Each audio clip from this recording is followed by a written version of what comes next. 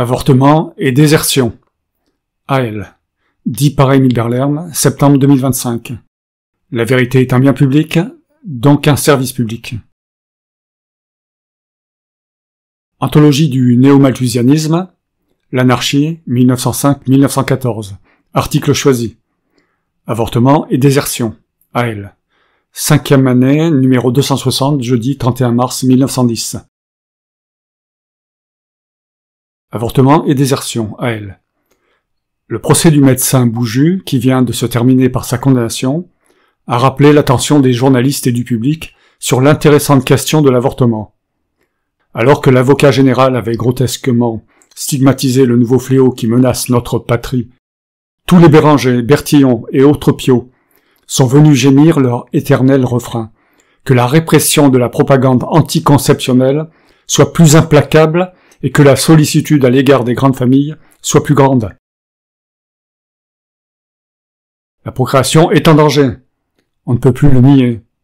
Tous les ans, les statistiques répètent froidement que la diminution des naissances tend à s'accentuer. Non seulement la natalité n'augmente pas, mais elle diminue. C'est la fin des fins. Et la pisse les gens moraux, les capitalistes plus ou moins vertueux, et les calotins rouges ou noirs. Remarque du lecteur, Émile Berlerme, que la procréation soit en danger, c'est exactement dire que la souffrance et la mort sont en danger. Eh bien, tant mieux. Mettons-les encore plus en danger. Éliminons-les. Mais jusqu'à présent, on peut le constater, l'anarchie n'a pas vaincu l'idiocratie des normopathes. Bien au contraire. Malgré les dangers qu'il présente et les pénalités sévères qu'il réprime, l'avortement est pratiqué maintenant dans toutes les classes de la société. Il faut que le désir de libération soit bien fort pour que l'individu qui l'éprouve consente à s'exposer aux conséquences pathologiques et judiciaires qu'il peut entraîner. Il est assez difficile de constater les progrès de l'avortement si l'on tient compte de son caractère obligatoirement clandestin. Remarque du lecteur, est-il si compliqué de fabriquer un petit appareil de poche pour avorter chez soi en toute fiabilité et tranquillité? Mesdames les ingénieurs humanistes anti-souffrance, au boulot. Signé La planète et l'humanité reconnaissante. N'empêche que le docteur Fissinger, dans son livre « Erreurs sociales et maladies morales », indique qu'en quelques années, le pourcentage des avortements annuels établis dans les hôpitaux parisiens est passé de 6 à 18%, ce qui triple le nombre des crimes commis. Il faut noter aussi que ces statistiques sont imparfaites et incomplètes, que les avortements, que les infanticides qui échappent à la justice, et au pourcentage par conséquent, sont multiples. On s'aperçoit ainsi qu'il y a véritablement un effort libérateur dont les conservateurs de l'ordre social sont obligés de tenir compte, malgré eux.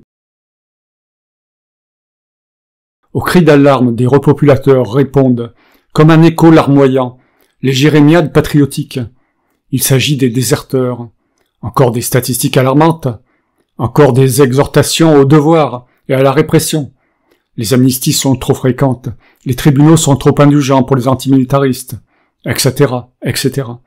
Nous sommes également très documentés sur ce point par les statistiques officielles, publiées chaque année. Remarque du lecteur, le seul service civil que je vous reconnais de légaliser, c'est de servir le territoire national, c'est-à-dire la paysannerie, culture de la culture. Et à chaque fois, c'est la même constatation qui s'impose. Désertion et insoumission augmentent dans des proportions extraordinaires. Le sénateur Imbert, rédacteur au journal, donnait dernièrement dans cette feuille le chiffre suivant. Il manque 70 000 hommes. On voit que les bons bourgeois ont des motifs pour s'inquiéter. Malgré les tirades chauvines et les détestables enseignements de la laïque, chers à certains, il y a tous les ans une quantité appréciable d'individus qui préfèrent passer la frontière que d'aller au régiment, sans parler de ceux qui se contentent de déménager et de changer d'état civil. Contre les uns et les autres, la police est peu forte, les sanctions restent nulles, et les dirigeants auront beau se mettre l'esprit à la torture. Ils ne parviendront pas à enrayer le mouvement qui les a peur. Les anarchistes ne doivent pas s'illusionner sur la mentalité de ceux qui effectuent ces gestes. Ce ne sont pas des conscients, d'une façon véritable. Ils quittent parfois la caserne à la suite d'une bordée, d'une boutade, d'une cuite, ce qui ne les empêche nullement d'être de parfaits résignés et des exploités dociles. Remarque du lecteur, ils ne sont pas forcément résignés, ils sont peut-être simplement bien embrigadés ou parfaitement soumis. Celles qui se révoltent contre la maternité sont fréquemment imbues de préjugés, les rendant inaptes à la vie libre. Tout ceci est entendu. Mais ces remarques n'enlèvent rien à la portée générale des actes dont nous nous occupons ici. À mon avis, ce qui est intéressant, c'est l'orientation nouvelle des efforts émancipateurs de l'individu. On agit de suite et directement. On attaque sans attendre la source même du mal. La caserne est une prison vile et la vie militaire une existence de pantins, de criminels et d'esclaves. Voilà 6000 ans que s'élèvent des imprécations contre la guerre et le militarisme. À quoi servirait de continuer ces puériles et impuissantes protestations? On est mal à la caserne, on y souffre, la vie est ignoble et laide. N'y allons pas, pensent les individus, ou si nous y sommes, fuyons plus vite. La réaction contre le mal est directe et la révolte est immédiate. Les grandes familles sont une calamité. Quel calvaire de douleur et de turbin que celui de la mère épuisée par des enfantements nombreux. La procréation inconsciente, c'est, pour l'ouvrier, la misère et l'exploitation. Que faire? Gémir? Pleurer? Se plaindre? Aller mendier au bureau de bienfaisance? Courber l'échine et tendre la patte? Allons donc, ne vaut-il pas mieux se libérer par n'importe quel moyen? Cette maternité calamiteuse, on la combat, on s'en délivre, préférant laisser un lambeau de sa vie et de sa santé, que d'aliéner à tout jamais sa personnalité, pour mener une vie de brute et d'opprimé. Dans leur inconscience, ces révoltés ne sont-ils pas plus clairvoyants que ces antimilitaristes, et ces révolutionnaires qui pérorent merveilleusement contre l'armée et les maux de la société actuelle, pour aller ensuite s'enfermer bénévolement à la caserne et traîner avec volerie le boulet de l'exploitation morale et matérielle du capitalisme? Faut-il attendre que tous les hommes soient antimilitaristes pour s'en soumettre? Faut-il attendre que les institutions meurtrières s'écroulent, toutes seules, pour se révolter contre elles? Et si la révolte doit être immédiate, urgente, comment doit-elle se manifester? Par des cris et des hurlements de replâtrage, syndicalistes ou socialistes? Trêve de duperie. Les mouvements de masse, de troupeaux et les théories de réformisme ne peuvent rien donner, tandis que l'action individuelle est seule capable de libérer celui qui l'entreprend. Cette orientation nouvelle doit donc nous intéresser et nous satisfaire, puisqu'elle vient appuyer nos affirmations et confirmer notre propagande. C'est avec raison que les hommes s'engagent dans une telle voie, la seule logique et la seule efficace. Ne plus attendre son salut d'une force extérieure quelconque, de la loi, de la révolution, de la société future, etc., etc., et comprendre que l'individu est esclave de ses propres erreurs.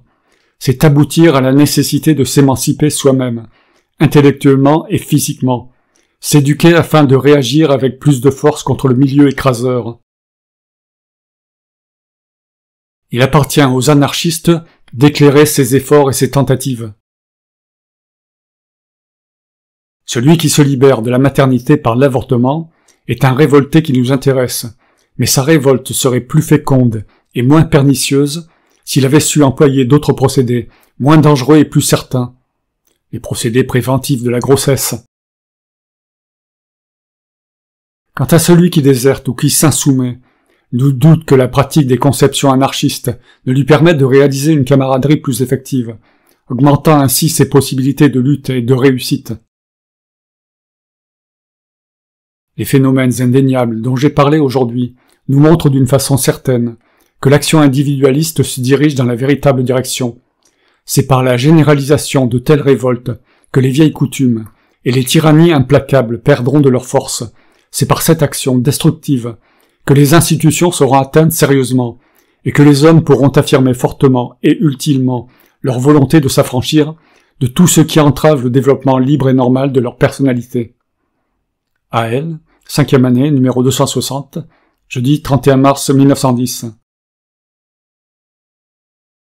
Remarque du lecteur, il appartient aux rationalistes d'éclairer le monde, car il suffit de comprendre l'existence pour ne plus produire de souffrance. Fin, dit par Émile Berlerme. L'obligation d'exister implique l'innocence d'exister en permanence, ce qui est vrai pour les moutons comme pour les loups. Les liens vers mes articles dans Google Drive en français, anglais, espagnol et chinois sont dans la présentation. Pour que la notion d'innocence d'exister se répande, abonnez-vous, commentez et likez. Et encore merci.